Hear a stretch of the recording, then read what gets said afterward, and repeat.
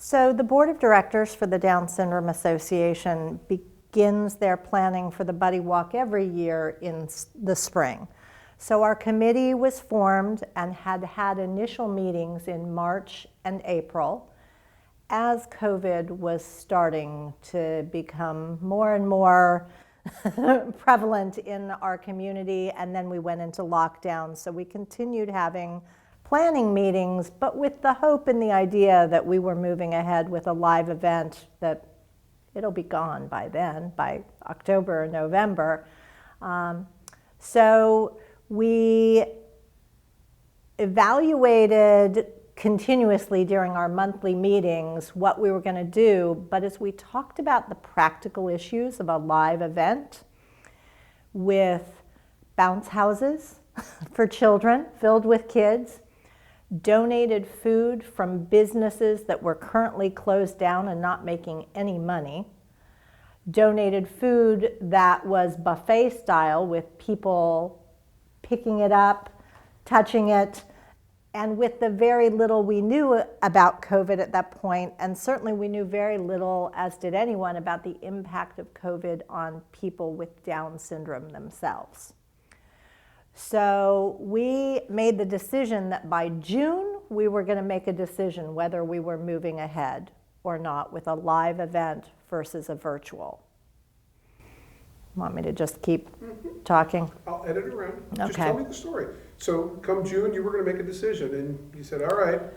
So I began doing, as well as one of our board members, a little bit of research about how we could offer a virtual event. So I was paying attention and Googling as much as anybody and following other nonprofit leaders about how and what you were doing. There were a few events that I was aware of that had gone virtual at that point around the country, but for the most part, groups were just simply canceling their fundraisers. So that was very scary because, again, the Buddy Walk is our only fundraiser for the year. It's not just a fundraiser, it's also that outreach. That's how you get your message out. That's how you create and keep engagement, right?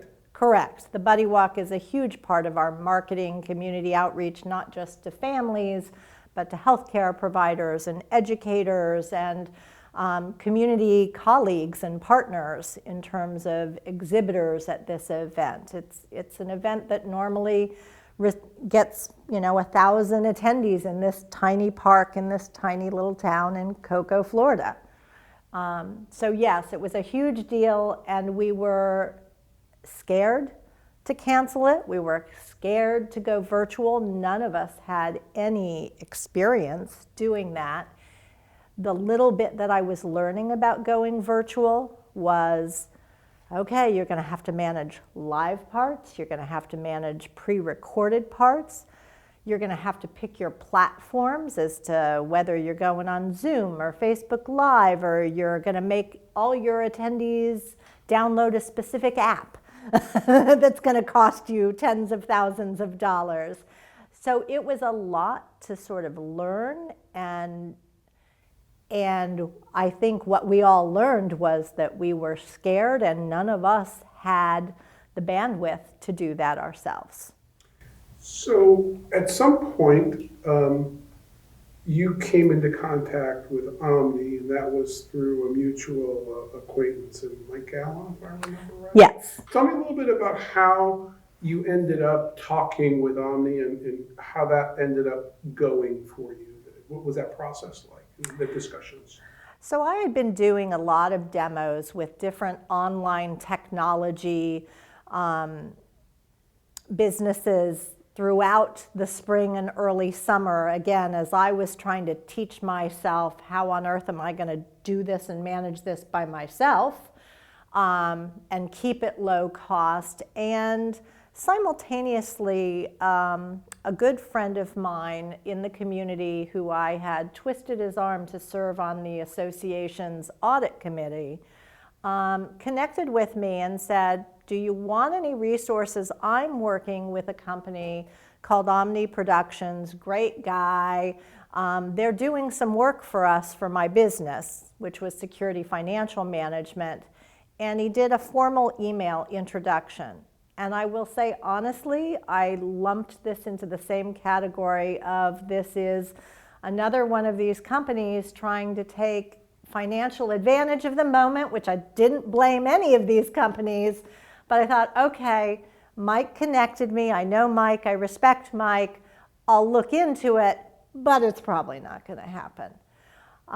Was really how it came together. So I responded to that, and we set up an initial virtual meeting online with the folks at Omni, and everything they said and described was like the angels chorus behind me, like, this is it, this could be the answer.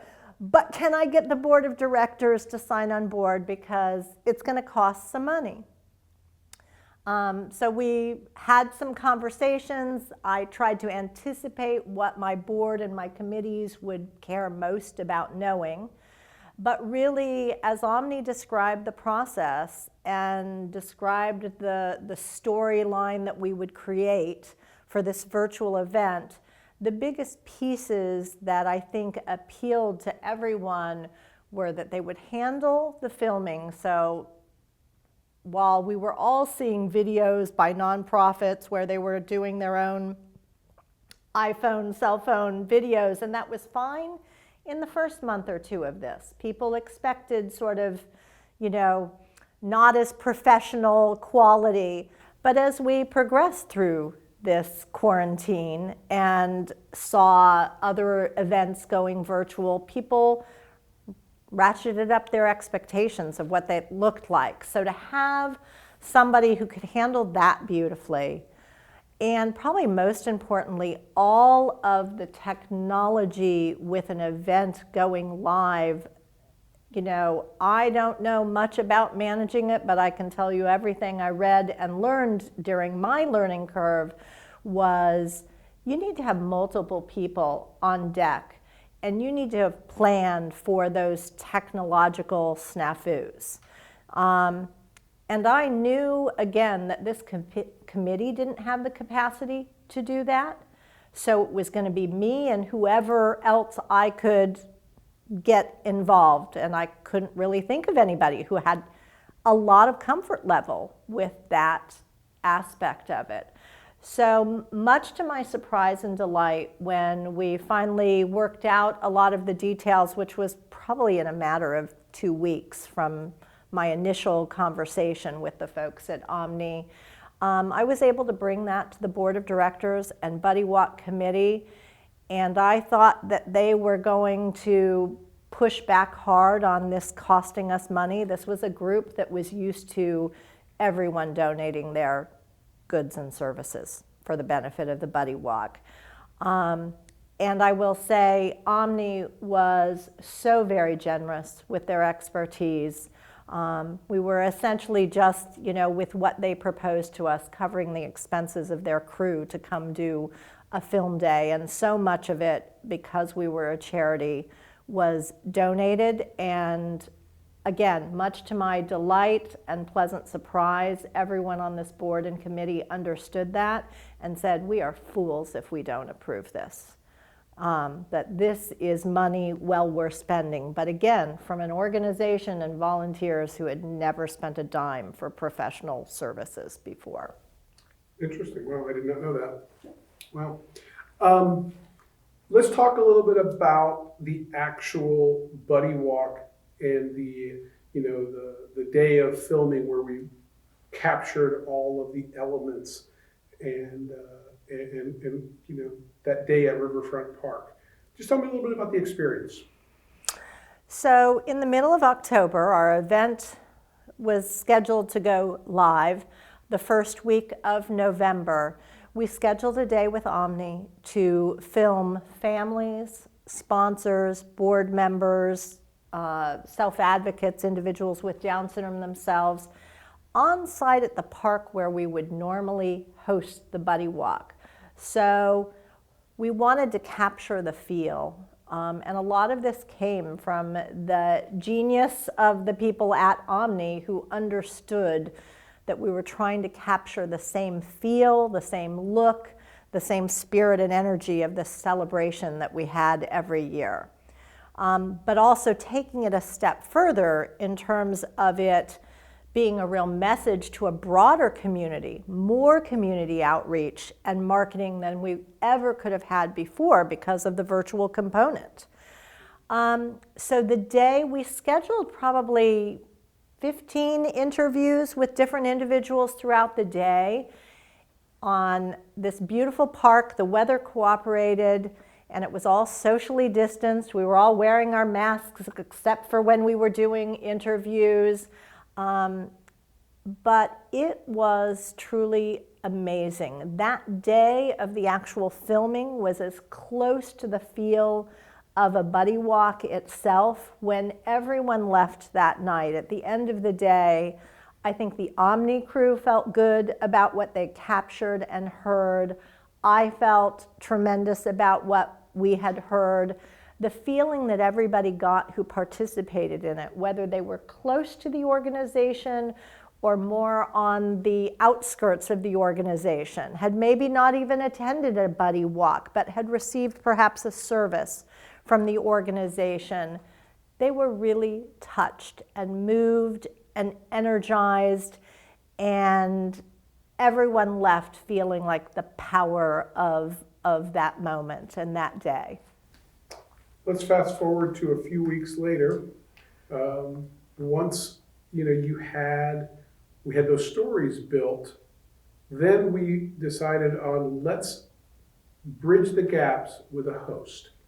And tell me about the experience of writing the copy and getting Eric Kohler involved in shooting him in the studio and then making it appear as if he was at Riverfront Park. So one of the key pieces for us, I think, in putting together the final packaged virtual event and video was that Omni had the idea and they had the close contact with somebody I just happened to know in the Down syndrome community, but really the contact came via Omni, was what about engaging a host, an anchor for this event, where we would script what we heard in the park in the interviews to tie all of these pieces together and to have sort of themed segments. And we wouldn't really be able to do that if there wasn't a key person to put those together. So Omni brought in Eric Kohler, who was a neighbor and friend of Steve with Omni. And again, Eric is a friend and contact of mine over the years as well, because he happens to have a son with Down syndrome. And he serves in the past as the voice of UCF football and basketball. He has a sports talk radio show here in the Orlando market. Again, because of his connection with UCF, not only did he have the anchor expertise and professionalism, the family connection through Down syndrome, but in our market, UCF nights are a big deal. So even if you didn't personally know who Eric Kohler was, you'd recognize the voice, you'd recognize the university and the connection. So that was a really big deal. We brought Eric in to film for a day. The Omni team and I went back and forth on really very simple, easy scripting for each of those segments for Eric to introduce. I think he ended up being in the studio for all of an hour at the most. And it went so smoothly and beautifully, and again, far easier than I had anticipated. It's up to, I think, over 2,000 views now. Yeah, and I don't understand the whole how many views versus the reach. The reach is like in the 7,000s or something. Right. Yeah. But it got a lot of play. It did. So our virtual event was on Saturday, November 7th. It went live at 10 a.m., which really meant the Omni team hit the button. I just got to enjoy, as did my entire board of directors, as well as our Buddy Walk committee, just got to enjoy watching it. It appeared live. Our families, our supporters saw it live on Facebook Live. It was also on YouTube for those who weren't on Facebook. And, you know, starting out initially, it was that I could see that there were maybe 25 people viewing it. And then I could see that there were 50. And I could see that, you know, early on there were 2 or 3 shares. And all of a sudden there were 40 shares. And then there were 50 and 60 shares. So people were picking up on it and watching it. But even after it was live at 10 a.m., the momentum kept building and going all throughout the weekend and even into Monday and Tuesday of the next week. So unlike the live event where at noon on Saturday we would have been done and closed up shop and said, that's it for our fundraising, we raised X dollars, we're done, those funds kept coming in too. So not only did we get the traction of the reach, which I didn't check before we talked today, but it was well over 1,800 views with a Facebook reach, not counting the YouTube views, of 6,000 to 7,000 people only a few days later. But in addition to that, we've had at least an additional $4,000 or $5,000 roll in fundraising after the event was over, which has never happened before. And to the point about the fundraising aspect of it, we had redone our numbers when we made the decision this past summer, a few months ago, to go virtual. We were not expecting fundraising to be anywhere near what it normally was. So normally we would, you know, hope to raise between $40,000 or $50,000 for this event. So we revised our budget.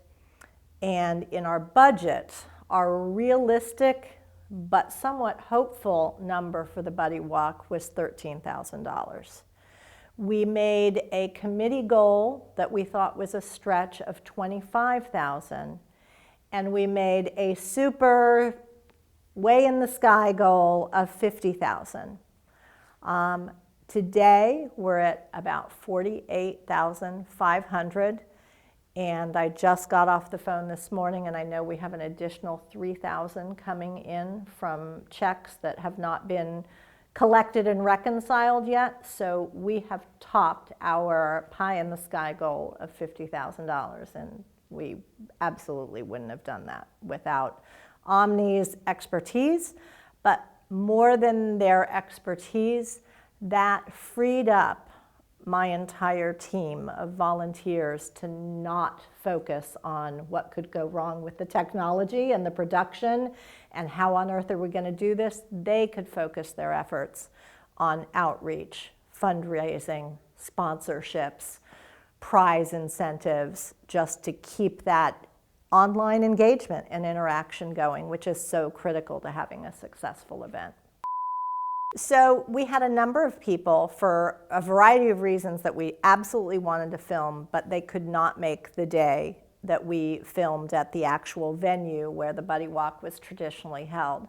So we ended up using the green screen in Omni's production studios, where we brought them in, filmed against a green screen, which is where I'm at today too, and then Omni was able to place them in the park. So that was the case for Eric, who served as our host for the event. It was also the case for Jim Payne, a local anchor from Channel 2, who shot a bunch of promotional videos for us in advance. So they were able to place them actually in the park, so it seemed perfectly seamless in the virtual event that everyone was at different places in the park, sitting on a bench in front of the playground, in front of the river, and it was beautifully done. And as a non-technical, non-TV production person, I had never really appreciated the power of the green screen, but it was pretty magical. So post-event, our board and volunteers have met virtually once, and everybody is so thrilled with how the virtual Buddy Walk went off, all of the feedback from friends, family, those that we serve, our partners and sponsors of the event, as well as our internal team of the folks that pulled it all together. Everyone has just only had the most positive things to say about the virtual event, which hosting a live Buddy Walk, usually people have some complaints. Most people love it, but so that in and of itself is unusual and fantastic to come off everybody feeling great about what happened. We've already, of course, started thinking, as everyone is what do the next few months, what do the next few years bring in terms of what we think is going to happen with COVID, what we hear. And the biggest lesson we've learned is that during this time frame is we don't really know for sure what's going to happen 3 months out or 6 months out or 9 months out, or certainly 12 months out as we think about a walk in 2021.